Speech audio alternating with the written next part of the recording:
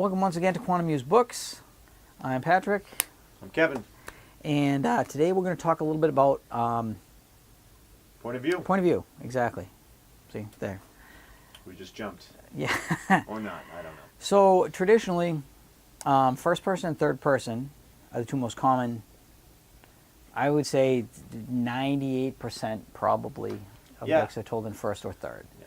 And I'd even say most are third, but I mean, first is obviously a sizable portion. Second is maybe limited to, the only ones we could really come up with are Choose Your Own Adventure books from when we were kids, but I'm not even sure if those are definitely second person. I'm just remembering them as second person, but they might have been third. I don't know. If any of you have a second person narrative that you would like to let us know, feel free to comment, and we'll print a retraction and say we feel sorry about it. But we couldn't think of any. But there are advantages and disadvantages to first person, third person. And I write in both. I think you generally write in third. Actually, my first book was in third person, and my last two have been first. Okay, so, so a little bit of each. Yeah.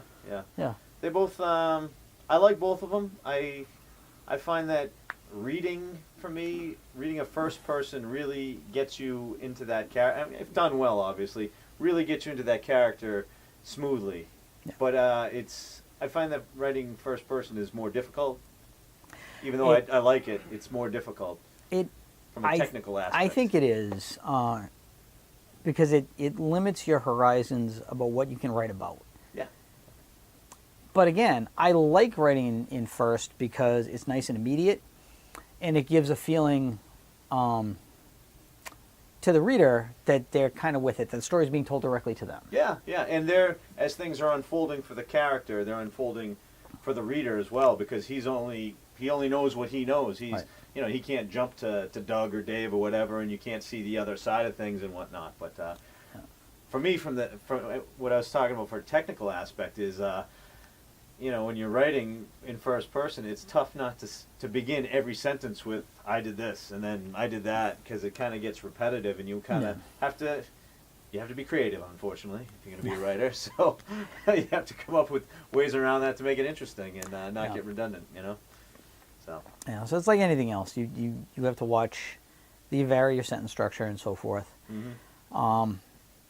But again, I think the most limiting thing is trying to write a complicated story with a limited point of view.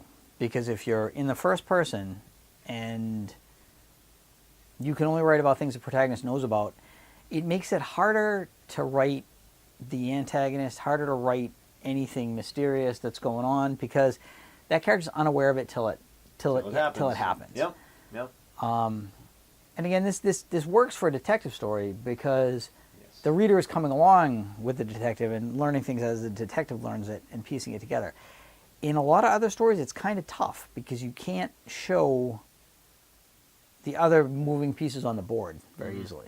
I think it works pretty good with a horror story as well, too. Because you're really the immediacy is great, and ideally at the beginning of a good horror story, and I mean, there's probably other ways of doing it. Whoever your narrator is, doesn't know what's going on. Yeah. And I mean, it's what the monster is, what's happening is generally, it's not a detective story necessarily, but it's a mystery to some degree. So it lends itself well to that. You're also filtering everything through the protagonist's, assuming it's the protagonist is the point of view character, which is not always the case. Mm-hmm. I know that in another video we brought up Sherlock Holmes. Sherlock Holmes stories are all written in first person with Watson as a point of view character, which is another way to do it. But again, you're filtering everything through his point of view. Well, maybe one of the strengths of that is, too, that Watson is a mere mortal, whereas Sherlock Holmes, if you were inside his head, it would be like, looking at calculus equations, and whatnot, and you'd be like, oh, my God, what's going on? And, whereas with Watson, he's your everyman kind of guy and he's a competent doctor, and he's, intelligent and can even fight and whatnot, but he can still, he can bring it down to a level where it's relatable, I think, so... All right, so that's some of the big things with first person. So third person. The nice thing about third person is you can show everything you want in the story. It's true. Well, before we even get Oh, into that, should we talk about just mention limited versus omniscient? Limited, basically, to me, limited means that it's almost kind of like a first-person perspective. You're telling from a third person one character, and when you're in that perspective, you only know what that one character knows. Whereas with omniscient, you could have the narrator almost be a character, or you could be jumping from character to character. If that, I don't know. Okay, I guess. Yeah. Yes. So with any kind of a limited third person, like you said, you're filtering through one person's perceptions, which is, again, very similar to first, as you said. But then I think that with omniscient, you kind of, I don't know the narrator is even necessarily a character. The narrator can be a neutral observer. It doesn't have to be, but it could, yeah. Where you're just laying out what happens, and you can describe things that your other characters don't know about. Yeah. You know, yeah. whereas in a limited third person or in a first person, it's hard to go over there and talk about. With the limited third person, I always think of Game of Thrones. Everybody's at least heard of Game of Thrones, and in the books, each chapter isn't the title is the character who is the point of view character, which to me works well because it kind of gives you the best of both worlds of the third person and the first person, like you said, and you only know what's going on from Jaime Lannister's point of view or Tyrion's or whoever's and whatnot. Right. But again, the fact that you can jump over the course of the book, if it was first person from one single character throughout the whole story, you'd have a very limited perspective. Whereas he's changing point of view in each chapter. Yeah. That lets him talk about what these people are doing and what these people are doing over here. And the reader has a better overall picture of what's going on. Yeah, yeah. I mean, you can definitely broaden your horizons and see one character from multiple views, and maybe you know. And also with a story that epic in scope, I don't think it could be done as a first person narrative because so much would happen off stage. Oh yeah, absolutely. I mean, I would still read it, but I agree. As far I think that the third person definitely lends itself to epic sci-fi, epic fantasy, where you're over huge stretches of land and stretches of time, and you have 15 characters, and you're jumping around. Obviously, you can't do that in the first person. Yeah. So that's the big advantage of third. Unless you do first person omniscient, is that even a possible thing? Have you ever read a book where that jumps first person views? I can't think of one. Yes. But, yeah. You're lying. I have. I've seen at least. I'm trying to think if it was first person. I think it was first person, or if it was a jump between first and third different characters. Okay. All right. I know for a fact one of Glenn Cook's Black Company books, which you should read. If I've you haven't. read the first 5. They're good. The second book, the first book is all told first person narrative through one of the characters. The second book alternates between that character's first person view and another character. And I'm trying to think if that other character is written in third. I think it's in third now that you mention it. So maybe it's not two different first person narratives, but it's a first person and then other chapters written in third person. Okay, all right. Going so on we definitely elsewhere. have all right. So that can kind of work. Which gives you the ability to get the best of both. I kind of cheated in one of my books where I had a first-person narrative, which I really liked, but it was hard to bring in the other knowledge. So what I did was I used news reports. Oh, yeah. As a device to bring in the outside stuff. So you were limited in the observations of the one character, but the conceit throughout the story was he would find news reports. Yep.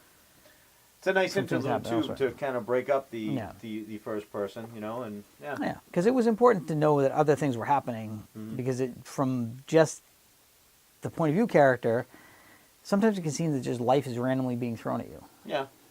Which it's kind of what life is like. Yeah, it's kind of what happens, but to understand the whole, plotting and scheming and so forth is sometimes nice to see other areas that are going on. Yeah.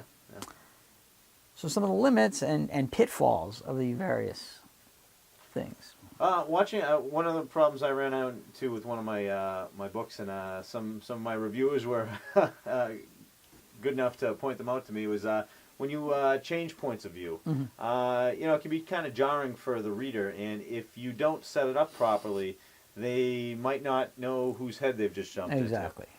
So. Head hopping is a big thing that happens, especially new authors tend to do it a lot, and you can do it. I would advise against jumping point of view characters, at least when you're starting, at least within a scene. I would keep the scene if you're writing it from... Maybe have a break. If you have yeah. Right. And this is not a hard and fast rule. Some people break it, some people break it very successfully. But if you're jumping from head to head in the middle of a scene, you got to be clear. Yeah, the right? reader may very well not know who's looking through, and at that point, it can get messy and confusing. Yeah. How about for like a reliable versus unreliable narrator? Do you ever find that one of the two of those really lends itself to that, or? I think first person, it's very easy to have an unreliable narrator. Mm-hmm.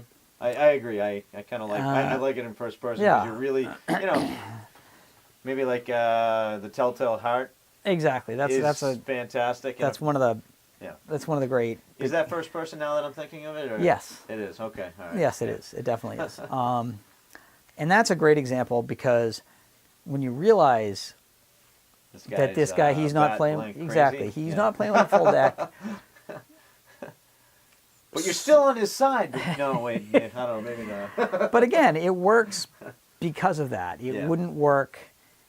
I don't think the story could work at all in third-person omniscient. The Telltale Heart wouldn't be a very good story. Yeah. No, Poe could maybe pull it off. Yeah, no, I hear you. I hear but I think that's one of the things where you filter everything through his madness and see how he tries to weave everything together, and it kind of works. And he doesn't start off like crazy. It's kind of like I don't know. It's not like a steep curve. It just kind of like, and then it goes down. And that's a great thing about unreliable narrator.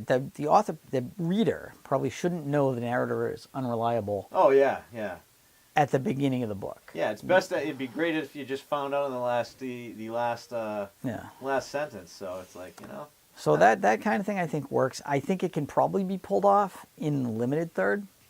Yeah. I don't think you could pull it off in omniscient because, by definition, I guess you definitely have to be withholding certain information, which you can do, but yeah. So that's definitely another thing you can play with first person that's harder to play with outside of first person. There are readers that I see comments, people, I hate first person, or and I think that's a very, don't be that guy. Just don't be that guy. A hammer's a hammer, a screwdriver's a screwdriver. Sometimes you want to use first person because it works. Sometimes you want to use third because it works.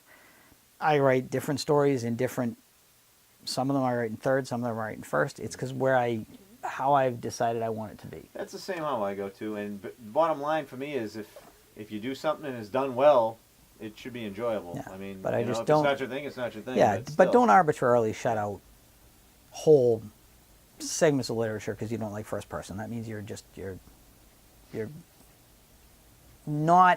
being very close-minded. You're a horrible person. You are a terrible, terrible person. If you don't like first person, what is wrong with you? But again, it's got its strengths and its weaknesses. Yeah. And if you tend to read books that play towards its weaknesses, then maybe it's less good for you. But don't throw the baby out with the bathwater. Mm-hmm.